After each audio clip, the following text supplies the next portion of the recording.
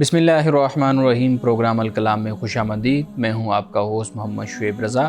नाज़रीन ग्राम, प्रोग्राम के पहले हिस्सा में हम सीरतुन नबी सल्लल्लाहु अलैहि वसल्लम के एक अहम गोशा पे गुफ्तगू करेंगे और उसके साथ साथ कुछ बहुत अहम सवालात को प्रोग्राम का हिस्सा बनाएंगे।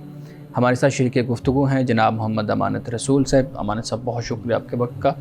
मेरी मावनत के लिए मौजूद हैं जनाब Ahmad Bilal. Thank you so much Bilal. नाज़रीन किराम, आपकी स्क्रीन पे हमारा व्हाट्सएप नंबर आ रहा होगा, आप अपने सवालात उस व्हाट्सएप नंबर पर भेज सकते हैं। हम इंशाल्लाह आपके सवालात को ज़रूर एड्रेस करेंगे। जुमे के रोज़ हम सीरतुन नबी सल्लल्लाहु अलैहि वसल्लम के एक अहम मौजू गुफ्तगू बनाते हैं। मैं अमानत रसूल साहब से गुजारिश करूँगा कि आज हमारे नाज़रीन के लिए बताइएगा कि किस मौजू पे, किस सीरतुन नबी सल्लल्लाहु अलैहि वसल्लम के पहलू पे अपनी गुफ्तगू करेंगे। बिस्मिल्लाहिर्रहमानिर्रहीम। नाज़रीन किराम, सीरतुन नबी सल्लल्लाहु अलैहि वसल्लम के हवाले से आज मैं जिस मौजू को अपनी गुफ्तगू के लिए लाया हूँ और आपसे मैं बात करना चाहता हूँ, वो ये है कि रसूलुल्लाह सल्लल्लाहु अलैहि वसल्लम के रमज़ान यानी आपकी हयात मुबारका में रमज़ानुल मुबारक कुल 9 आए थे, यानी उनकी तादाद कुल 9 बनती है। यानी जब रसूलुल्लाह सल्लल्लाहु अलैहि वसल्लम मदीना तशरीफ़ लाए तो रोज़े फ़र्ज़ हुए 2 हिजरी में, और 2 हिजरी में ही ग़ज़वा बद्र भी मुसलमानों ने किया, यानी ग़ज़वा बद्र वाक़ हुआ था। तो इस तरीके से आज हम ये देखेंगे कि रसूलुल्लाह ने जो 9 रमज़ान गुज़ारे थे वो कैसे गुज़ारे थे। ये मौजू बड़ी दिलचस्पी का भी है और तवज्जो से सुनने के लायक ये मौजू है। रसूलुल्लाह सल्लल्लाहु अलैहि वसल्लम ने पहला रमज़ान वो मैदान बद्र में, यानी 17 रमज़ानुल मुबारक को ग़ज़वा बद्र वक़ू पज़ीर होता है। 313 मुसलमान इसमें शरीक होते हैं, और वाज़ेह बात है कि जब 17 रमज़ानुल मुबारक को ग़ज़वा बद्र वाक़ हुआ तो इसकी तैयारी रमज़ान से पहले शुरू हो गई थी। तो इस तरीके से रसूलुल्लाह का जो दूसरा यानी 2 हिजरी का रमज़ान है, पहला रमज़ान, वो आपका ग़ज़वा बद्र में गुज़रा था। और इसी तरीके से 3 हिजरी में ग़ज़वा उहद वाक़ हुआ था, और ग़ज़वा उहद 4 शवाल को वाक़ हुआ, और इसमें 70 मुसलमान शहीद हुए थे। तो वाज़ेह बात है कि 4 शव्वाल को ग़ज़वा उहद वाक़ हुआ तो रमज़ानुल मुबारक इसी की तैयारी में गुज़रा था। तो 2 हिजरी का रमज़ान ग़ज़वा बद्र में, और 3 हिजरी का रमज़ान ग़ज़वा उहद की तैयारी में और मसरूफ़ियत में गुज़रा। और फिर इसके बाद 4 हिजरी को ग़ज़वा बद्र सानी वाक़ हुआ। ग़ज़वा बद्र सानी अगरचे शाबान में हुआ, लेकिन आप इसके लिए जब वापस तशरीफ़ लाए तो आपने फिर रमज़ान मदीने में गुज़ारा। यानी अगरचे ग़ज़वा बद्र सानी हुआ नहीं है, अबू सुफ़ियान डर की वजह से वापस चला गया था और ये ग़ज़वा रूनुमा नहीं हुआ।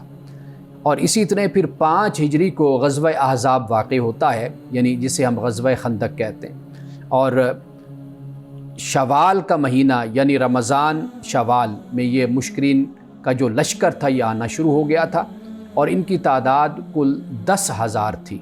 यानी 10,000 का ये लश्कर था जिन्होंने मदीना पर हमला किया था। और हज़रत सलमान फ़ारसी रज़ियल्लाहु ताला अन्हो के मशवरे से मुसलमानों ने खंदक खोदी थी, इसलिए इसको ग़ज़वा खंदक भी कहा जाता है। अहज़ाब हिज़्ब की जमा है, यानी लश्कर। अब ये जो खंदक थी ये गहरी भी थी, और इसके बारे में बयान किया जाता है तकरीबन कोई 10 किलोमीटर लंबी ये खंदक खोदी गई थी। ये 5 हिजरी को ग़ज़वा अहज़ाब वाक़ होता है, और ये रमज़ान और शवाल, आप अंदाज़ा कीजिए कि रसूलुल्लाह सल्लल्लाहु अलैहि वसल्लम इस मौका पर भी आप रमज़ान में इस ग़ज़वा की तैयारी में थे। अब इसके बाद 6 हिजरी में ग़ज़वा बनी अल-मुस्तरक वाक़ होता है। अगरचे ये शाबान के आखिर में वाक़ हुआ, आप मदीना तशरीफ़ ला चुके थे, लेकिन ये वो ग़ज़वा है कि जिसमें रवायात के मुताबिक सैयदा आयशा सिद्दीक़ा रज़ियल्लाहु ताला अन्हा पे मुनाफ़िकीन ने तोहमत और इल्ज़ाम लगाया था, और तकरीबन 40 दिन रसूलुल्लाह सल्लल्लाहु अलैहि वसल्लम के इसी अज़ियत और इसी तकलीफ़ में गुज़रे थे। और 7 हिजरी को जब हम देखते हैं तो ये वाहिद वो रमज़ान है कि जो मदीना में रसूलुल्लाह सल्लल्लाहु अलैहि वसल्लम ने امن اور سکون کے ساتھ گزارا تھا۔ حضرت سلیمان فارسی رضی اللہ تعالی عنہ جو خطبہ آپ سے روایت کرتے ہیں کہ جس خطبے میں رسول اللہ صلی اللہ علیہ وسلم نے یہ فرمایا کہ اے لوگو، اب تم پہ ایک عظیم اور برکت والا مہینہ سایہ فگن ہونے والا ہے، اور پھر آپ نے اس مہینے میں کی جانے والی عبادتوں کا ذکر کیا۔ اس مہینے کو غمخواری کا مہینہ، ہمدردی کا مہینہ، صبر کا مہینہ قرار دیا، اور پھر افطاری کرانے کی جو فضیلت ہے اس کو بھی آپ نے اس میں بیان کیا۔ تو یہ 7 ہجری کا جو رمضان ہے یہ رسول اللہ صلی اللہ علیہ وسلم نے مدینے میں گزارا، اور پھر 8 ہجری کو فتح مکہ ہوتا ہے، یعنی 20 رمضان کو فتح مکہ ہوا۔ رسول اللہ صلی اللہ علیہ وسلم نے 15 دن مکۃ المکرمہ میں گزارے تھے، اور یہ وہ سال ہے کہ جب رسول اللہ نے اعتکاف نہیں کیا تھا۔ اور پھر اسی طرح 9 ہجری کو غزوہ تبوک ہوا۔ رسول اللہ صلی اللہ علیہ وسلم جب غزوہ تبوک سے واپس آ رہے تھے تو آپ کا پورا مہینہ سفر میں گزر گیا، اور یہ رمضان المبارک کا مہینہ تھا۔ اور پھر شوال میں کہیں جا کر رسول اللہ صلی اللہ علیہ وسلم مدینہ پہنچتے ہیں، اور پھر اس کے بعد جو 10 ہجری کا رمضان ہے، یعنی رسول اللہ صلی اللہ علیہ وسلم کی وفات ربیع الاول میں ہوتی ہے، تو تقریباً یہ 6 ماہ پہلے رسول اللہ کا جو یہ رمضان ہے اس میں آپ نے پورا مہینہ پھر اعتکاف فرمایا تھا، کیونکہ 8 اور 9 ہجری کا جو رمضان تھا اس میں آپ اعتکاف نہیں کر سکے تھے۔ تو ناظرین کرام، یہ کل 9 بنتے ہیں، یعنی رمضان رسول اللہ صلی اللہ علیہ وسلم کے۔ آپ اندازہ کیجئے کہ آپ نے ان رمضان میں سفر بھی کیا، غزوات کی تیاری بھی کی، مشکلات و مصائب کو آپ نے برداشت بھی کیا، اور آپ نے ان میں جنگیں بھی کی، لیکن آپ نے روزہ بھی رکھا، آپ نے تہجد کی نماز بھی آپ نے ادا کی، قرآن کی تلاوت بھی کی، انفاق فی سبیل اللہ بھی کیا، اور آپ نے مسلمانوں کے ساتھ اور دیگر اقوام کے ساتھ جو رابطہ اور تعلق ہے وہ بھی آپ نے اسی طرح برقرار رکھا، یعنی گویا کہ آپ کی معاشرتی، سماجی، سیاسی زندگی وہ بھی قائم اور دائم رہی۔ اس لیے اللہ سبحانہ و تعالیٰ رسول اللہ کی زندگی کو مسلمانوں کے لیے اسوہ حسنہ قرار دیتا ہے، اور اس لیے قرآن پاک کہتا ہے لَقَدْ كَانَ لَكُمْ فِي رَسُولِ اللَّهِ أُسْوَةٌ حَسَنَةٌ۔ لیکن دوسری طرف ہم جب اپنی زندگیوں کا جائزہ لیتے ہیں، آپ دیکھیے کہ ہم پہ کوئی چھوٹی سی تکلیف بھی آ جائے تو ہم اللہ تعالیٰ سے شکوہ کرنا شروع کر دیتے ہیں، نمازیں ہماری چھوٹ جاتی ہیں، روزے چھوٹ جاتے ہیں، عبادات چھوٹ جاتی ہیں، قرآن کی تلاوت ہم سے چھوٹ جاتی ہے، اس لیے کہ ہم کسی تکلیف میں آ جاتے ہیں اور ہم پریشان ہو جاتے ہیں۔ تو رسول اللہ صلی اللہ علیہ وسلم کی حیات مبارکہ اگر ہم اپنے سامنے دیکھتے ہیں تو آپ یہ دیکھیے کہ رمضان المبارک رسول اللہ نے کیسے گزارے تھے۔ غزوے میں گزارے، آپ نے سفر میں گزارے، یا آپ نے غزوات کی تیاری میں گزارے، یعنی شوال کے مہینے میں کوئی غزوہ ہونا تھا تو آپ نے اس سے پہلے پھر آپ نے اس کی تیاری میں رمضان کو گزارا۔ تو یہاں سے ہمیں یہ معلوم ہوتا ہے کہ ہم جب اپنی زندگی کو دیکھتے ہیں تو رمضان المبارک میں ہم اپنی ہر مصروفیت اور ہر چیز کو ترک کر کے یہ سمجھتے ہیں کہ شاید اس کا ثواب اور اجر زیادہ ہے، لیکن جب ہم رسول اللہ کی زندگی کو دیکھتے ہیں تو ہمیں یہ معلوم ہوتا ہے کہ اگر انسان اپنی ذمہ داریوں کو اور فرائض کو بھی نبھاتا رہے اور پھر اس کے ساتھ توجہ اللہ کی طرف رکھے، یعنی نماز کی پابندی کرے، تہجد ادا کرے، قرآن کی تلاوت کرے، روزہ رکھے اور دیگر جو نیک کام ہیں ان کو سر انجام دیتا رہے، تو اس کا اجر اور اس کا ثواب زیادہ ہوتا ہے۔ اور ہمیں اس بات پر بھی اللہ تعالیٰ کا شکر گزار ہونا چاہیے کہ اللہ تعالیٰ نے ہمیں امن کی، ہمیں سلامتی کی اور خوشحالی کی زندگی عطا کی ہے۔ اس وقت بھی دنیا میں کتنی مسلمان قومیں ہیں کہ جو اپنے اپنے ملکوں میں اگرچہ موجود ہیں لیکن ان کے پاس وسائل نہیں، کسی کے پاس ذرائع نہیں، اور کوئی حالت جنگ میں ہے اور بے امنی میں ہے، جیسے فلسطین کے مسلمانوں کو آپ دیکھ لیجئے، کشمیر کے مسلمانوں کو دیکھ لیجئے، اس کے علاوہ دیگر اقوام بھی ہیں۔ ہمیں خدا کا شکر ادا کرنا چاہیے کہ اللہ سبحانہ و تعالیٰ نے ہمیں رمضان عطا فرمایا اور امن اور سکون کے ساتھ عطا فرمایا کہ ہم اپنے گھروں میں سحری بھی کرتے ہیں، افطار بھی کرتے ہیں اور اپنے معمول کی زندگی بھی گزارتے ہیں۔ تو لہٰذا رسول اللہ صلی اللہ علیہ وسلم کی زندگی اور آپ کی حیات مبارکہ کا مطالعہ اس انداز سے بھی ہمیں کرنا چاہیے کہ ہم دیکھیں کہ رسول اللہ نے جو 9 رمضان گزارے تھے تو وہ کیسے گزارے تھے۔ ناظرین کرام، یہاں وقت ہوا چاہتا ہے ایک بریک کا، ہمارے ساتھ رہیے گا۔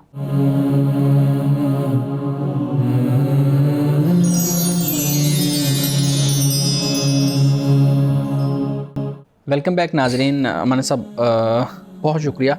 मेरे सामने ये पहलू रमज़ानुल मुबारक और सीरतुन नबी सल्लल्लाहु अलैहि वसल्लम के हवाले से पहली दफ़ा आया। पढ़ते तो हैं हम, बल्कि जब ग़ज़वात पढ़ते हैं तो उसमें रमज़ान का ज़िक्र आता था कि ये ग़ज़वा किस रमज़ान को हुआ और फिर रसूलुल्लाह कहाँ थे, और सफ़र में थे या मदीना में थे। लेकिन इस पहलू की तरफ बहुत कम हमारी तवज्जो जाती है।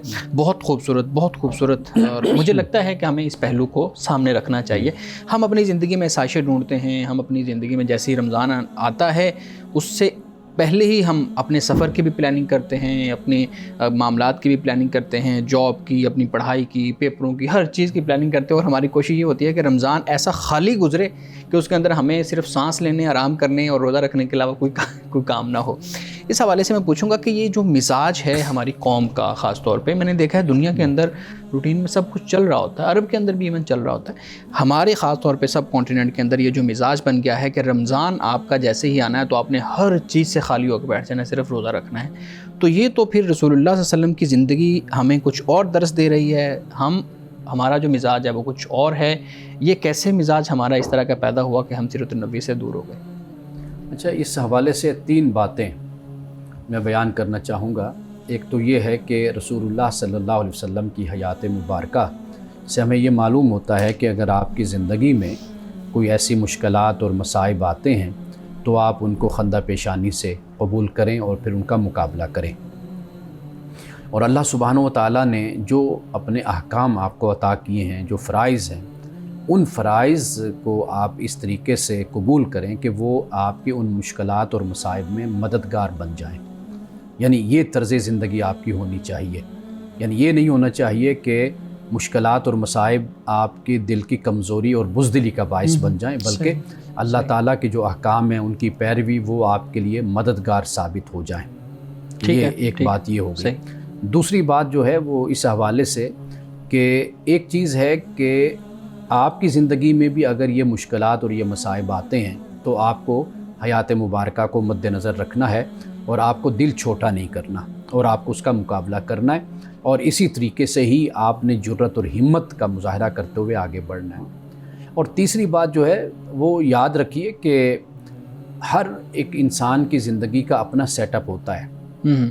उस सेटअप को आप जहन में रखिए। यानी मिसाल के तौर पर अगर एक शख्स जो है वो 11 महीने मेहनत मजदूरी अच्छे तरीके से कर रहा है और वो ये सोचता है कि रमज़ान जब आएगा तो मैं अपने आप को थोड़ा सा रिलैक्स करूँगा और अपने आप को मैं ज़रा आइसोलेशन में रखूँगा और मैं 11 महीने मैंने बड़ी मेहनत की है, दिन रात मैंने काम किया है, ड्यूटी सही तरीके से अदा की है, तो चले 1 महीना जो है वो मुझे रिलैक्सेशन मिल जाए तो इसमें कोई हर्ज नहीं, कोई मामला नहीं है। लेकिन असल जो एक काबिल एतराज़ बात होती है ना, वो ये होती है कि जब आप ये समझ लेते हैं कि जो दुनियावी ज़िम्मेदारियाँ हैं मेरी, उनकी अदायगी में तो मुझे कोई अजर और सवाब नहीं मिलना, वो तो है दुनिया, बाकी ये जो मैं ख़ास काम करूँगा ना तो इसमें मुझे बड़ा अजर और सवाब मिलना है, खुदा की तरफ से इनाम मिलना है। तो हकीकत यहाँ पर इस्लाह की ज़रूरत होती है। यानी मिसाल के तौर पर बीवी के हुकूक़ हैं, बच्चों के हुकूक़ हैं, आप दुकान पर बैठते हैं, तिजारत करते हैं, कारोबार करते हैं, आप किसी कंपनी में किसी ऑफ़िस में काम करते हैं, तो आप समझ लेते हैं ये तो है दुनिया, ये तो बस ऐसे ही है। लेकिन हाँ, जब मैं रोज़ा रखूँगा, अकेला होकर बैठूँगा और मैं कुरान की तिलावत करूँगा और मैं ये करूँगा वो करूँगा तो इस पर तो मुझे बड़ा अजर, क्योंकि ये दीन का काम मैं कर रहा हूँ। सही। उसे ये जहन में रखना चाहिए कि ये भी दीन का ही काम है। क्यों? इसलिए कि ये भी अल्लाह का हुक्म है, बीवी बच्चों के हुकूक़ को अदा करना, हलाल रोज़ी कमाना और खाना और खिलाना। तो ये जो एक तसव्वुर हमारे यहाँ तकसीम का आ गया तो इससे भी बड़े मसाइल हमारे यहाँ पैदा, यानी कुछ चीज़ों को हमने दीन के साथ जोड़ दिया, कुछ चीज़ों को हमने इंटायरली दुनिया के साथ जोड़ दिया, इस वजह से। अच्छा मान साहब, रसूलुल्लाह सल्लल्लाहु अलैहि वसल्लम ने सारे रमज़ान, एक के अलावा सब रमज़ान सफ़र में या जंग में या इस हालत में गुजारे, लेकिन हमारे यहाँ वही मैं रवैये की बात करूँगा कि ये जो अफ्तार पार्टियाँ, अफ्तार डिनर और मुख्तलिफ़ किस्म की जो डिशेज़ हैं, मुख्तलिफ़ किस्म के खाने हैं, उसका रवाज कहाँ से पैदा हो गया? मैं हैरान हो रहा हूँ आपकी बात सुन के कि रसूलुल्लाह सल्लल्लाहु अलैहि वसल्लम सफ़र में हैं, और सफ़र में उस वक़्त भी जब जैसे 5 हिजरे का रमज़ान आपने बताया कि ग़ज़वा खंदक के मामला चल रहे थे, तो हम देखते हैं कि उस वक़्त रसूलुल्लाह सल्लल्लाहु अलैहि वसल्लम से एक सहाबी ने वो कहा कि या रसूलल्लाह देखें पत्थर बांधा हुआ है पेट पे, तो आपने अपने जो शिकनी अत्थर से वो उठाया कपड़ा तो वो 2 पत्थर बांधे हुए थे। अब ایک طرف رسول اللہ کا یہ اسوہ ہے، دوسری طرف ہمارے افطار ٹیبل کے اوپر کوئی 300 ڈشز، کوئی اس طرح کی یہ مبالغہ رہی ہوگی، اتنی ڈشز پڑی ہوتی ہیں. یہ بھی تو ایک تضاد ہے سیرت اور جو ہے نا وہ ہمارے رویوں میں. دیکھیے رسول اللہ صلی اللہ علیہ وسلم کی سیرت ہمیں یہ بتاتی ہے کہ جب کوئی مشکل وقت آئے اور کوئی آزمائش کا وقت آئے تو اس وقت میں جو لیڈر ہوتا ہے، رہنما ہوتا ہے، وہ سب سے آگے ہوتا ہے. بالکل یہ نہیں ہوتا کہ کارکن ورکر وہ مار کھائیں اور لیڈر بیٹھا رہے یا وہ تکلیف میں ہوں اور یہ تکلیف نہ اٹھائے. تو رسول اللہ کی سیرت یہ بتاتی ہے کہ جب کبھی کوئی مشکل پیدا ہو، حالات ایسے ہوں، تو لیڈر کو، رہنما کو، راہبر کو سب سے آگے ہونا چاہیے. صحیح. یہاں سے تو ہمیں یہ تعلیم ملتی ہے. ٹھیک ہے. لیکن دوسرا پہلو ہم یہ بھی دیکھتے ہیں کہ جب رسول اللہ کی زندگی میں بھی آسانی اور سہولت ہوئی تو آپ نے ایک مناسب زندگی آپ نے گزاری. ایک یہ بات ہے، اس لیے کہ اسلام میں یہ نہیں ہے کہ آپ دنیا میں اچھی زندگی نہیں گزار سکتے، آسائش کی زندگی نہیں گزار سکتے. اسلام یہ کہتا ہے کہ دنیا میں رہو، دنیا تم میں نہ رہے. اور ایک اور بات جو توجہ طلب ہے ہم سب کے لیے، وہ یہ ہے کہ ضیافت کرنا، دعوت کرنا، اس میں کوئی حرج نہیں ہے. عرب کی دعوت اور ان کی سخاوت دنیا میں مشہور ہے، اور آج بھی اگر آپ مکۃ المکرمہ اور مدینہ المنورہ میں آپ جائیں گے تو وہاں پر بڑے بڑے دسترخوان بچھائے جاتے ہیں، لوگوں کی ضیافت کی جاتی ہے. تو اس میں کوئی برائی نہیں ہے. یہاں پر بھی اگر کوئی ایسا کرتا ہے تو اس میں بھی کوئی حرج نہیں ہے. لیکن اصل معاملہ یہ ہوتا ہے کہ سوال یہاں پر آ کر اٹھتا ہے کہ جب معاشرے میں مفلوق الحالی ہوتی ہے، غربت ہوتی ہے، مفلسی ہوتی ہے، تو پھر اس پر اعتراض اٹھتا ہے کہ بھئی معاشرہ اس طرح کا ہے تو آپ اتنا کچھ ضائع کر رہے ہیں، لگا رہے ہیں. اور پھر یہ کہ یا تو یہ جو کھانا پینا ہوتا ہے یہ ان کے لیے سہولت مہیا کر دی جائے کہ جن کے پاس نہیں ہے تو وہ زیادہ بہتر ہوگا. تو یہاں پر اصل میں اعتراض پھر کھڑا ہوتا ہے کہ یہ ایک غیر مساوی ایک جو معاشرے میں نظام پایا جاتا ہے، رویہ پایا جاتا ہے، یہ بڑا خطرناک ہو جاتا ہے. لیکن اٹ سیلف بنیادی طور پر ضیافت، دعوت اور مہمان نوازی، اس میں تو کوئی حرج نہیں ہے. سر ایک سوال میں پوچھنا چاہتا ہوں، آپ نے جس طرح سے بیان فرمایا کہ رسول اللہ صلی اللہ تعالیٰ علیہ وسلم نے اپنے جو غزوات ہیں زیادہ وہ رمضان المبارک میں گزارے، ان کے دن گزرے، تو ایک یہ ایلیمنٹ ذہن میں آتا ہے کہ شاید رسول اللہ صلی اللہ تعالیٰ علیہ وسلم نے غزوات کو تو امپورٹنس دی، سگنیفیکنس دی، لیکن رمضان کو اگنور کر کے یہ فیصلہ کیا. تو یہ جو ایک سخت فیصلہ نظر آتا ہے اس میں رسول اللہ صلی اللہ تعالیٰ علیہ وسلم نے صحابہ کرام کو بھی ظاہرہ دیکھا کہ صحابہ کرام اس میں شامل ہو سکتے ہیں یا نہیں ہو سکتے. آج کے دور میں اگر کوئی اتنا سخت فیصلہ کرتا ہے تو وہ رمضان کو یا اس طرح کے امپورٹنٹ جو یعنی سگنیچر ایونٹس جو ہمارے ہوتے ہیں ان کو ضرور مد نظر رکھتا ہے. تو اس دور میں کیوں نہیں رکھا گیا، یعنی ان کو پوسٹ پون کیوں نہیں کیا گیا؟ ایک تو اللہ کے رسول ہیں، اللہ کے نبی ہیں، خدا کی طرف سے جو حکم نازل ہوا جیسے اللہ نے فرمایا آپ نے ویسے قدم اٹھایا. جی. اب قتال ہے، جہاد ہے، یہ مکہ میں فرض نہیں کیا گیا، یہ مدینہ میں فرض کیا گیا، یہ اللہ تعالیٰ نے فرض کیا. بالکل. غزوہ بدر ہے، غزوہ احد ہے، جتنے یہ غزوات ہیں، بلکہ آپ صلی اللہ علیہ وسلم کی زندگی کے جتنے بھی ہمیں فیصلے اہم نظر آتے ہیں، اللہ تعالیٰ کا حکم اس کے مطابق آپ نے فیصلے فرمائے. تو ایک تو نبی اور غیر نبی میں بنیادی طور پر یہ فرق ہمیں سمجھنا چاہیے. اللہ کے حکم کے ہم پابند ہیں جہاں پہ اللہ کا، کیونکہ روزہ رکھنا بھی اللہ کا حکم ہے اور غزوہ کرنا بھی یہ بھی اللہ کا حکم ہے، جنگ کرنا بھی اللہ کا حکم ہے، کیونکہ آپ اللہ کے نبی اور رسول ہیں. تو لہٰذا اس طرح تفریق سے ہم یہاں پر بات نہیں کر سکتے. لیکن جہاں تک ایک غیر نبی کا معاملہ ہے، ہمارا معاملہ ہے، تو وہاں پر پھر ان چیزوں کا خیال رکھا جانا ضروری ہوتا ہے کہ بھئی اس کا تقدس ہے اور اس کا احترام ہے کہ ہم آیا کہ اس مسئلے کو، معاملے کو کیا ٹال سکتے ہیں یا نہیں ٹال سکتے، اس کو کسی اور موقع پر ہم رکھ سکتے ہیں یا نہیں رکھ سکتے. تو یہ بات ہمارے لیے، خدا کا حکم وہاں براہ راست پیغمبر پر آتا ہے تو پیغمبر اس خدا کے حکم کا پابند ہوتا ہے. ابھی جو شعیب صاحب نے بات کی تھی میں اس پہ بھی ایک سوال کرنا چاہتا ہوں. جیسے ہمارا دسترخوان جو ہے وہ اب آہستہ آہستہ وہ بڑھتا چلا جا رہا ہے، اس پہ ڈشز کا اضافہ ہوتا چلا جا رہا ہے. تو رمضان المبارک میں بھی پھر سحر و افطار میں لنچ، ڈنر اور جو سحر افطار بوفے ہیں ان کا اہتمام ہوتا ہے. تو بوفے پہ جو کھانا ہے وہ ضائع بھی بہت زیادہ ہوتا ہے. اس بارے میں آپ کیا کہیں گے؟ دیکھیے واضح بات ہے کہ جہاں پر فضول خرچی ہوگی، ضیاع ہوگا، اسراف ہوگا، تو وہاں پر ہمیں اسلام روکے گا، ہمیں منع کرے گا، ہماری اصلاح کرے گا، ہمیں بتائے گا کہ بھئی آپ اتنا پکائیں کہ جتنا آپ لوگ کھا سکیں یا لوگوں کو کھلا سکیں. کھانے کو ضائع کرنا یا اپنی امیری دکھانا یا تصنع اور بناوٹ اور ریاکاری اختیار کرنا، اس کی تو شدید ممانعت بھی ہے اور اس کی شدید مذمت بھی ہے۔ صحیح۔ ناظرین کرام، یہاں وقت ہوا چاہتا ہے ایک بریک کا، ہمارے ساتھ رہیے گا۔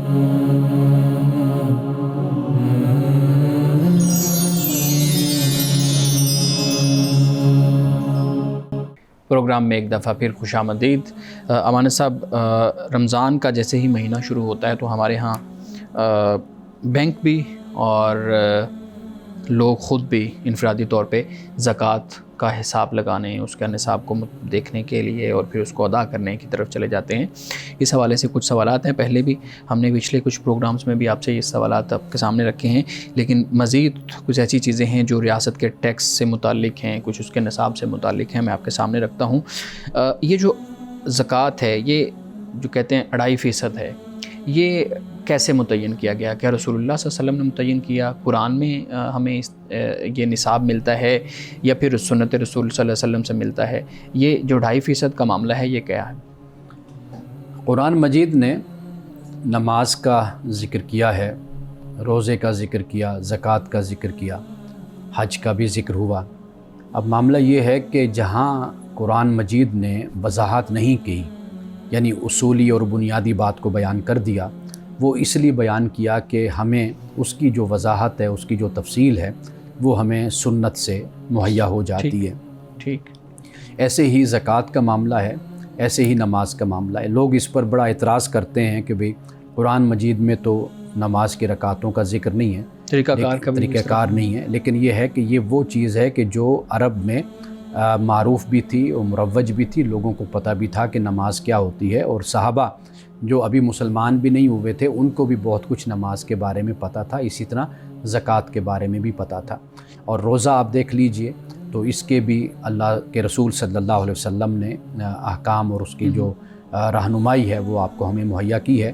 تو یہ وہ عبادات ہیں کہ جو پہلے دن سے اللہ کے دین میں موجود ہے، آدم سے لے کر حضرت محمد صلی اللہ علیہ وسلم تک۔ تو لہٰذا زکوٰۃ کا 2.5% ہونا یا خمس ہونا یا عشر ہونا، 10% ہونا یا 20% ہونا، یہ سارا کچھ ہمیں رسول اللہ صلی اللہ علیہ وسلم نے بتایا، اور یہ پہلے سے ہی معروف تھا اور سب کو معلوم تھا کہ زکوٰۃ کتنی فیصد مال پر دی جاتی ہے اور پھر پیداوار ہے اس پر کتنی دی جاتی ہے۔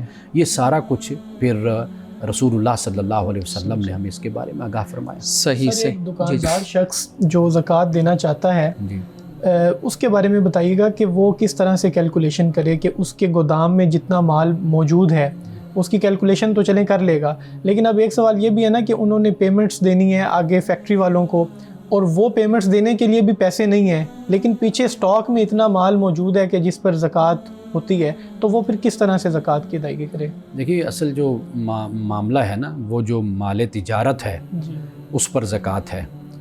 سال کا عرصہ جو گزرتا ہے وہ دیکھ لیتے ہیں کہ کتنی اماؤنٹ کا مال جو ہے وہ میرے پاس موجود رہتا ہے۔ یعنی مثال کے طور پر میرے اکاؤنٹ میں اگر 10 لاکھ تقریباً رہتا ہے ہر وقت، یعنی اس پر پورا سال گزرتا ہے، اس سے زیادہ اماؤنٹ نکلتی رہتی ہے، لیکن کم از کم اتنی اماؤنٹ پورا سال گزرتا ہے، تو وہ پھر اس بنیاد پر اس کا اندازہ کر کے وہ زکوٰۃ ادا کرتے ہیں۔ لیکن اگر اس کے پاس آن دی اسپاٹ پیسے نہیں ہیں، یعنی خود گھر کا خرچ چلانے کے لیے پیسے نہیں ہیں، لیکن مال پڑا ہوا ہے اور مال بک بھی نہیں رہا، نہ وہ کہیں بیچ سکتے ہیں، تو پھر وہ زکوٰۃ کیسے ادا کرے؟ واضح بات ہے کہ اس مال کی مالیت ہے، یعنی اس کی قیمت ہے، اندازہ لگایا جا سکتا ہے۔ وہ کسی نہ کسی طریقے سے اس کا ذمہ دار ہے، وہ اس سال نہیں ادا کر سکتا، وہ اگلے سال ادا کرے جمع کر کے۔ اس کا طریقہ کار بھی فقہاء نے بیان کیا ہوا ہے، لیکن اس کا بہترین طریقہ یہ ہوتا ہے کہ کسی سے قرض لے کر بھی، کوئی اپنا مہربان ہوتا ہے، کوئی ہمدرد ہوتا ہے،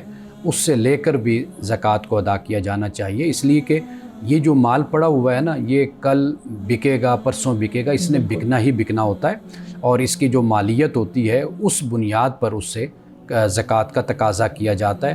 تو اس وقت میں وہ ادا بھی کر دے گا تو بعد میں وہ اس کو بطور قرض کے واپس بھی کر سکتا ہے۔ تو اس لیے جو خدا کا قرض ہے وہ بنیادی طور پر اس کی اہمیت ہے، اور وہ فرض بھی ہے ایسے شخص پر کہ وہ ضرور ادا کریں۔ صحیح۔ امان صاحب یہ بتائیے گا کہ رسول اللہ جب ہم نصاب کی بات کرتے ہیں تو ہمارے سامنے دو چیزیں آتی ہیں، سونا اور چاندی، بنیادی طور پہ ہم ان چیزوں کی بات کرتے ہیں۔ آپ بتائیے گا کہ رسول اللہ صلی اللہ علیہ وسلم نے کون سا نصاب متعین کیا، سونے کا یا چاندی کا؟ ایک چیز۔ دوسرا یہ کہ ہر ملک کے لیے یا ہر ریاست کے لیے، اب تو ریاستیں بن گئی ہیں، الگ الگ نصاب نہیں ہونا چاہیے، کیونکہ کرنسی کی ویلیو ہر ایک کی الگ الگ ہے۔ پھر دوسرا یہ ہے کہ کسی ملک کے اندر جو بنیادی ضروریات ہیں وہ ریاست اس کی ذمہ داری لے لیتی ہے، تعلیم کی، صحت کی، ان چیزوں کی ذمہ داری لے لیتی ہے۔ کسی ملک میں آپ کو یہ سارا کچھ خود کرنا پڑتا ہے، تو اگر دونوں جگہ پہ نصاب ایک ہی ہوگا تو پھر تو بہت زیادہ فرق آ جائے گا اور لوگوں کے ساتھ زیادتی ہو جائے گی۔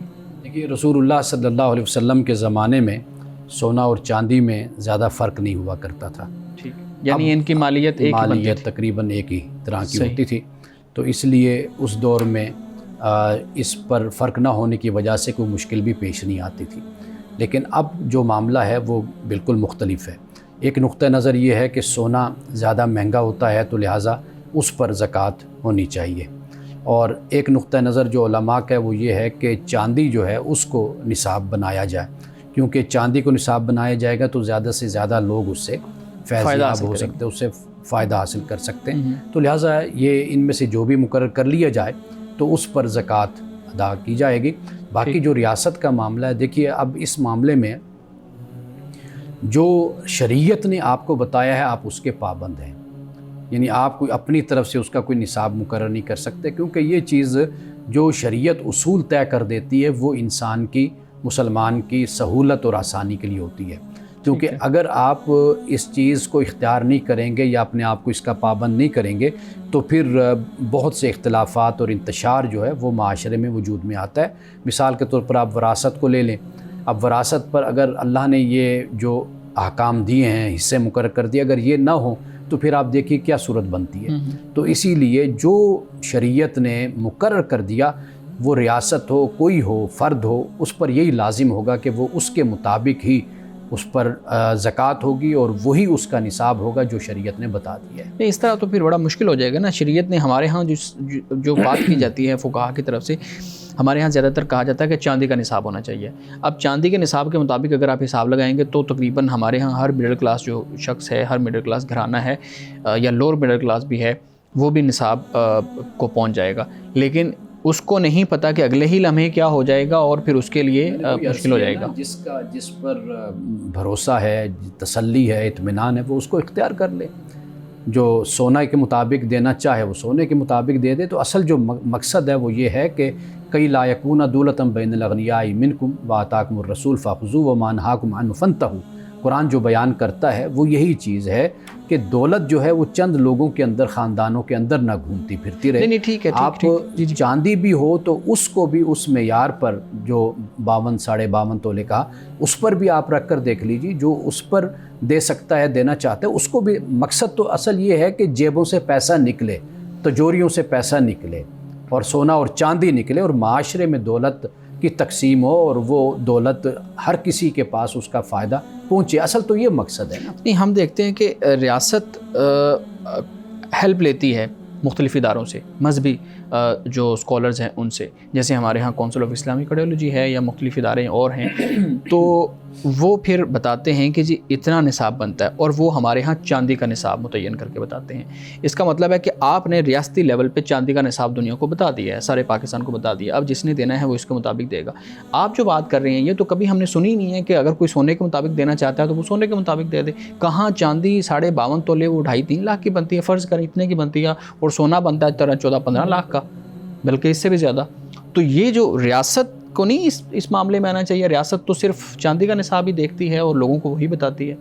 دیکھیے ریاست کی طرف اگر آپ آئیں گے نا، یا تو ریاست ایک نظم کو قائم کر دے تو پھر تو آپ پر ذمہ داری ہے کہ آپ اس کو فالو کریں، یعنی ایک ریاستی نظم اور ایک اجتماعی نظم موجود ہوتا ہے تو وہاں پر پھر آپ پر لازم ہے کہ جو ریاست آپ سے کہتی ہے آپ اس کو فالو کریں۔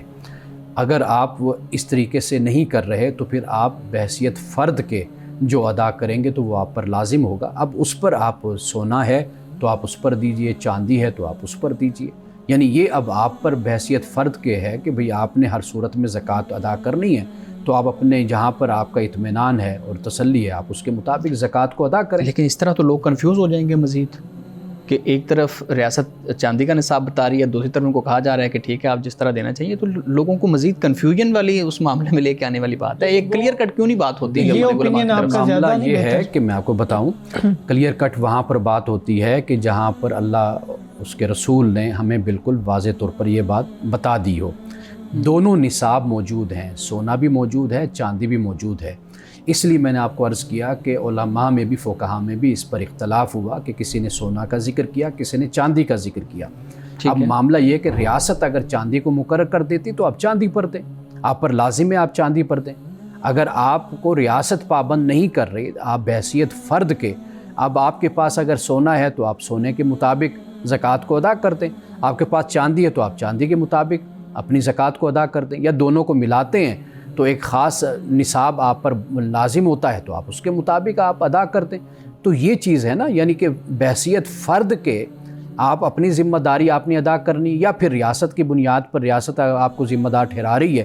جیسے مثال کے طور پر بینک کا ایک نظام ہے, تو اگر آپ اپنے آپ کو منہا نہیں کرواتے, مستثنیٰ نہیں کرواتے زکوٰۃ سے, تو بینک جو کاٹ لے گی تو وہ ریاست کے پاس وہ اماؤنٹ چلی جائے گی, وہ اس کے مطابق ہوگی. اگر آپ اپنے آپ کو مستثنیٰ کروا لیتے ہیں, پھر آپ اپنی مرضی ہے کہ آپ جس کے مطابق چاہیں پھر آپ زکوٰۃ کو ادا کریں. صحیح.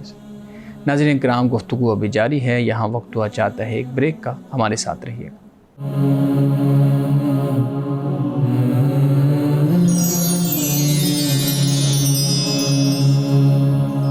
پروگرام میں ایک دفعہ پھر خوش آمدید. مولانا صاحب, ہماری گفتگو چل رہی ہے زکوٰۃ اور ریاست کہاں تک اس معاملے کو دیکھ سکتی ہے. یہ سوال کچھ دن پہلے بھی آپ کے سامنے رکھا تھا اور اس پہ آپ نے اپنی رائے دی تھی. میں اس پہ مزید تفصیل چاہوں گا. ایک شخص اگر ایک مسلم ریاست میں رہ رہا ہے, جیسے میری ریاست پاکستان ایک مسلم ریاست ہے, ہم کلیم کرتے ہیں, ہمارا آئین کہتا ہے کہ یہ ایک اسلامی ریاست ہے, اگر وہ ٹیکس دے رہا ہے تو پھر کیا وہ اپنی زکوٰۃ کے پیسوں کو ٹیکس میں سے کاٹ کے منہا کر سکتا ہے کہ میں نے فرض کریں میرا 1 لاکھ ٹیکس بنا ہے اور میں نے وہ دے دیا ہوا ہے ریاست کو, لیکن میری جو زکوٰۃ ہے وہ 80,000 بنتی ہے, تو اب کیا میں یہ سوچ سکتا ہوں کہ میں نے 20,000 اگلے سال کی بھی زکوٰۃ ریاست کو دے دی ہے, کیونکہ ریاست اس ٹیکس کے پیسوں سے لوگوں کو صحت دے رہی ہے, لوگوں کو تعلیم دے رہی ہے بنیادی, اور یہی میں اپنی زکوٰۃ کے پیسوں سے کر رہا ہوں, تو کیا میں اس کو منہا کر سکتا ہوں؟ اب یہ مسئلہ ہم نے پہلے بھی ڈسکس کیا تھا, اور میں نے اس وقت بھی اختصار کے ساتھ یہ عرض کیا تھا کہ اس کے بارے میں جو اکثر علماء کی رائے ہے, یعنی اس میں آپ امام ابو حنیفہ, یعنی چاروں جو مکاتب فکر ہے, ان کی متفق علیہ رائے یہی ہے کہ زکوٰۃ اس سے مختلف ہے, الگ ہے. ٹھیک. یعنی ریاست جو آپ سے لیتی ہے وہ ٹیکس ہوتا ہے, لیکن زکوٰۃ یہ ایک مالی عبادت ہے, یہ آپ پر علیحدہ لازم ہے. لیکن بہت کم لوگوں کی یہ رائے بھی ہے کہ جو زکوٰۃ آپ دیتے ہیں در حقیقت یہی ٹیکس ہے کہ جو ادا کیا جاتا ہے. حضرت ابوبکر صدیق رضی اللہ تعالی عنہ نے جو منکرین زکوٰۃ سے آپ نے جنگ کی تھی, وہ در حقیقت یہی زکوٰۃ اس اسلامی ریاست اور اس نظام حکومت میں یہی اصل میں زکوٰۃ ہی تھی جو ٹیکس حضرت ابوبکر صدیق رضی اللہ تعالیٰ عنہ نے وصول کیا تھا. تو یہ دونوں آراء ہمارے ہاں موجود ہیں. یہ اصل جو معاملہ ہوتا ہے یہ پھر وہی بات ہے کہ ایک فرد کی اپنی تسلی اور اطمینان کی بات ہے.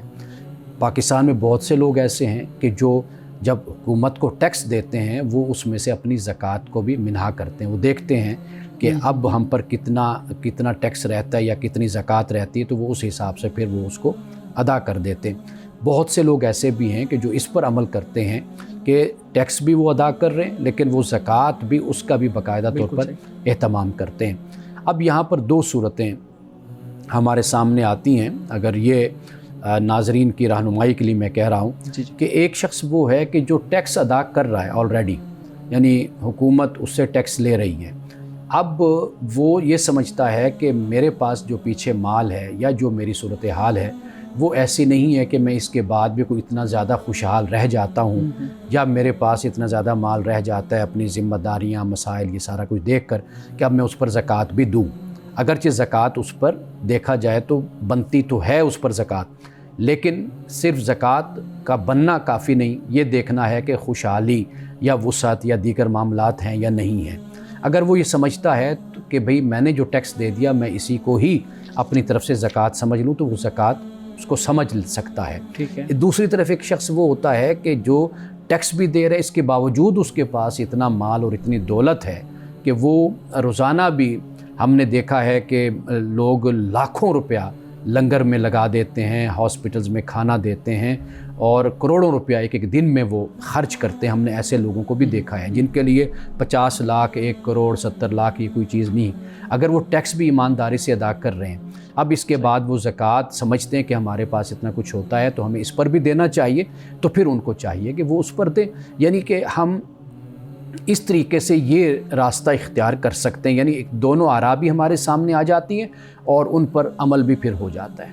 ٹھیک سر، یہ بتائیے گا کہ جمعہ کے دن عام طور پہ، کیونکہ اب تو رمضان المبارک ہے، لیکن رمضان کے علاوہ خواتین جمعہ مسجد میں پڑھتی ہیں کچھ حد تک۔ جی، رمضان المبارک میں دیکھا گیا ہے کہ جن مساجد میں جمعہ کا اہتمام ہوتا ہے خواتین کے لیے، ان میں خواتین کا رش بھی بڑھ جاتا ہے۔ تو یہ بتائیں کہ یہ جمعہ کی کیا زیادہ فضیلت اور زیادہ ثواب ملے گا عام جمعوں سے جو رمضان المبارک کے علاوہ ہوتے ہیں، اور پھر خاص طور پہ خواتین کے لیے کہ خواتین بھی جمعے کے روز خاص طور پہ جو رمضان میں آ رہا ہے اس میں ان کا رش بھی زیادہ ہوتا ہے؟ رمضان المبارک میں صرف عورتوں کا رش نہیں ہوتا، مردوں کا بھی بڑا رش ہوتا ہے، اور وہ مسجدیں جو بالکل خاموش ہوتی ہیں اور وہاں پر نمازی کم آتے ہیں، لیکن رمضان المبارک میں ان کی بھی رونقیں بحال ہو جاتی ہیں، بہت زیادہ لوگوں کا آنا شروع ہو جاتا ہے، خواتین بھی آتی ہیں۔ تو اس میں کوئی شک نہیں ہے کہ رمضان المبارک کی اپنی فضیلت ہے، اپنا مرتبہ ہے، درجہ ہے۔ رسول اللہ کی سنت ہمیں یہی بتاتی ہے کہ آپ نے رمضان میں خصوصی اہتمام آپ نے کیا، جیسے حضرت سلیمان فارسی رضی اللہ تعالیٰ عنہ کے حوالے سے ہم نے بیان کیا، یا پھر یہ ہے کہ غزوات میں بھی آپ رہے لیکن آپ نے خصوصی اہتمام نمازوں کا، تہجد کا اور صیام کا آپ نے اہتمام کیا۔ تو لہٰذا اس معاملے میں ہم دیکھیں تو رسول اللہ کے ہر عمل کی فضیلت اور درجہ اور مقام اور مرتبہ تو ہے، لیکن یہ ہے کہ ہم مسلمانوں کو چاہیے کہ ہم جو فرض نماز ہے اس کو اپنی عادت اور اس کے زندگی میں کبھی تارک نہ بنے، چھوڑنے والے نہ بنے۔ باقی جو معاملات ہوتے ہیں وہ مستحبات ہوتے ہیں، نوافل ہوتے ہیں، ان کا رمضان المبارک میں اضافہ کر دیا جائے تو بہت اچھی بات ہے، لیکن فرض پورا سال مسلمانوں پر لازم ہے، وہ کسی طرح بھی نہیں چھوڑ سکتے اور نہ ان کو چھوڑنا چاہیے۔ سر یہاں پہ ایک کنٹرڈکشن ہے، جیسے کہ مردوں پر تو جمعہ فرض ہے اور انہوں نے 2 فرض ادا کرنے ہیں جمعے کے، لیکن خواتین تو ظہر کی نماز پڑھتی ہیں جو جمعہ نہیں پڑھتی تو وہ 4 ادا کرتی ہیں، لیکن اگر وہ بھی پھر 2 فرض جمعے کے پڑھ رہی ہیں تو کیا ظہر کی نماز ان پر بھی ساقط ہو جائے گی؟ واضح بات ہے کہ جب وہ باجماعت آ کر نماز پڑھتی ہیں تو وہ 2 رکعت جب امام کے ساتھ پڑھتی ہیں تو ان کی جمعے کی نماز ہو جاتی ہے۔ صحیح۔ مولانا صاحب آج کے حدیث مبارکہ بیان کیجیے گا۔ حضرت ابو ہریرہ رضی اللہ تعالیٰ عنہ سے روایت ہے، فرماتے ہیں کہ رسول اللہ نے فرمایا جب تم میں سے کوئی لوگوں کا امام بن کر نماز پڑھائے تو اسے چاہیے کہ ہلکی نماز پڑھائے، یعنی زیادہ نماز کو لمبا نہ کرے، کیونکہ مقتدیوں میں بیمار بھی ہوتے ہیں، کمزور بھی ہوتے ہیں اور بوڑھے بھی ہوتے ہیں، اور جب تم میں سے کسی کو نماز اکیلی یعنی وہ پڑھنی ہو تو پھر جتنا چاہے وہ لمبی کر لے، یعنی جب امام بنے تو پھر نماز کو مختصر رکھے، کیونکہ بچے کمزور بوڑھے ہوتے ہیں، اور جب خود نماز پڑھتا ہے تو بے شک پھر نماز کو لمبا کر لے۔ ناظرین کرام، اس دعا کے ساتھ اپنے پروگرام کا اختتام کریں گے۔ اللہ رب العزت حسن کلام اور تاثیر کلام عطا فرمائے، ہماری زبان کی گروں کو کھول دے اور سننے والوں تک خیر کا پیغام پہنچے۔ اجازت دیجیے، خدا حافظ۔